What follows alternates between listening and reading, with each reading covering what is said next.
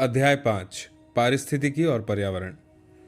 इस समय अनेक देशों में बढ़ते औद्योगिकरण और जनसंख्या के विस्फोट के कारण प्राकृतिक पर्यावरण के अर्थात वनस्पतियों, पशुओं, जल संसाधन, मिट्टी, धातुओं इत्यादि के संरक्षण की समस्या ने विश्व स्तर पर ध्यान आकर्षित किया है। प्राकृतिक पर्यावरणों और मानव आबादी के बीच का पारस्परिक प्रभाव महत्वपूर्ण विषय माना जाता है। इन्हीं सबको पारिस्थितिकी और पर्यावरण की समस्या कहते हैं। पारिस्थितिकी अंग्रेजी शब्द इकोलॉजी यानी पारिस्थितिकी 1869 ईस्वी में गढ़ा गया। यह अपेक्षाकृत नया विज्ञान है। हाल तक इसे जीव विज्ञान की शाखा समझा जाता था, लेकिन अब यह स्वतंत्र विषय माना जाता है। फिर भी यह जीव विज्ञान से घनिष्ठ संबंध रखता है। यह विषय पौधों, पशुओं और मानवों जैसे अनेक जीवधारियों के बीच पारस्परिक प्रभाव पर विचार करता है। मानवों के आविर्भाव के साथ ही भोजन, आश्रय और परिवहन की आवश्यकता सामने आई।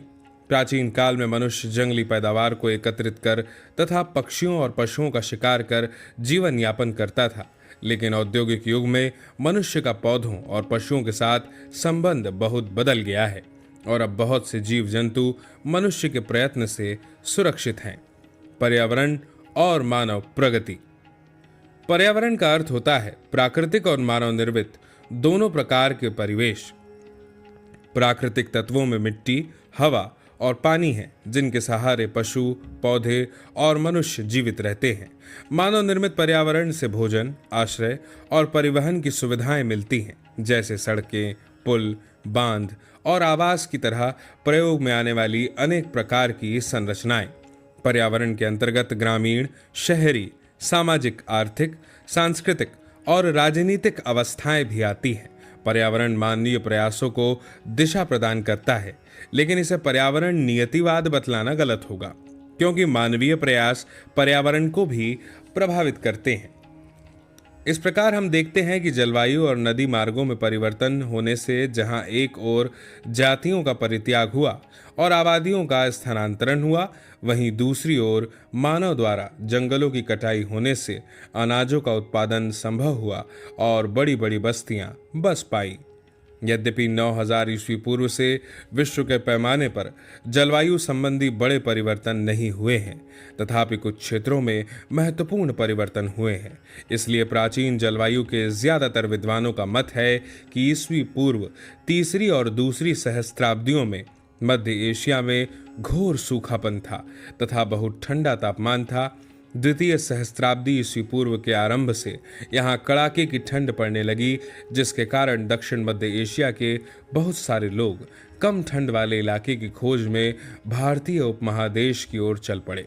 इन लोगों में हिंद आर्य भाषा भाषी तथा ऋग्वैदिक लोग भी थे। प्राचीन काल से ही मनुष्य अपनी प्रगति के लिए प्राकृतिक संसाधनों के उपयोग पर निर्भर रहा है।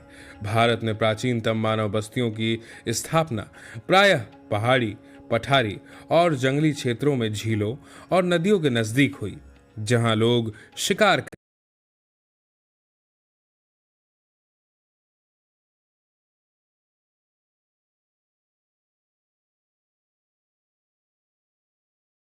से ही मनुष्य अपनी प्रगति के लिए प्राकृतिक संसाधनों के उपयोग पर निर्भर रहा है।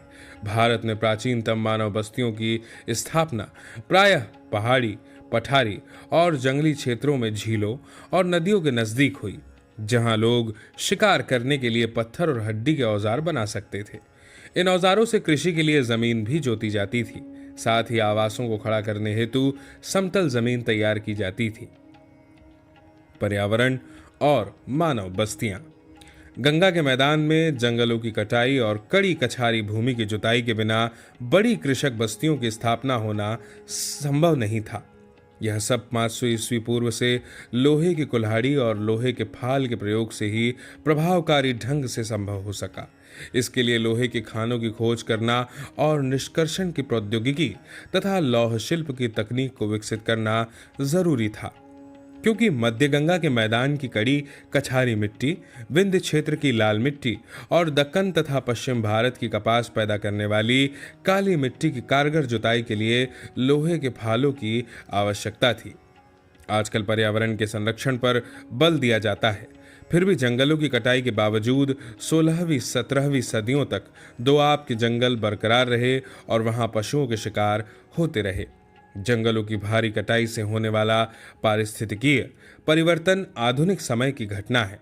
बहरहाल मानव समाज का प्रारंभिक विकास वनस्पतियों और पशुओं की कीमत पर हुआ, लेकिन जब से मनुष्य ने वनस्पतियों का उत्पादन और पशुपालन शुरू किया, इससे दोनों की वृद्धि हुई।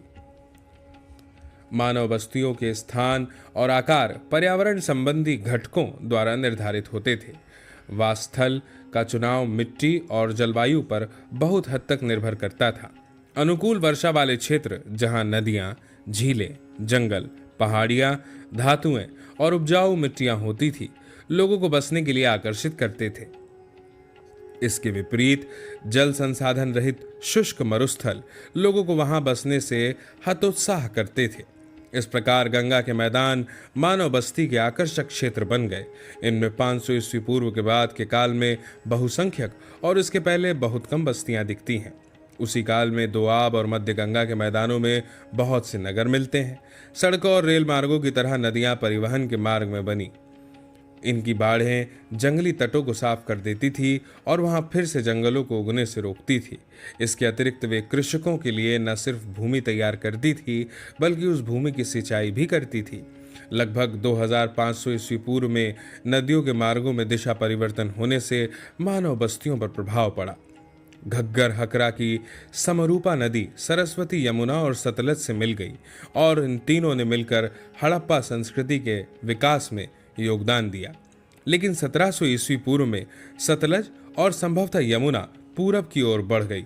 इसका हड़प्पा संस्कृति की बस्तियों पर प्रतिकूल प्रभाव पड़ा। नदियों के संगम प्रारंभिक मानव बस्तियों के रूप में उभरे।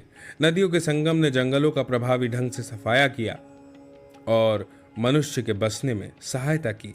यह भारत के प्रथम महानगर पाटलिपुत्र के विषय में कहा जा सकता है। पाटलिपुत्र गंगा और सोन के संगम पर स्थित था। उत्तर में गंडक और घाघरा नदियां गंगा से मिलती थीं और पुनपुन नदी दक्षिण में मिलती थी। ये संगम स्थल शहर से ज्यादा दूर नहीं थे। 3 दिशाओं में नदियों की उपस्थिति ने पाटलिपुत्र को प्रायः जल दुर्ग बना दिया और इसे महान राजधानी बनने का गौरव भी प्राप्त हुआ। यद्यपि पाटलिपुत्र गंगा और सोन के संगम पर अवस्थित था, तथापि सोन नदी बाद में पश्चिम की ओर खिसक गई।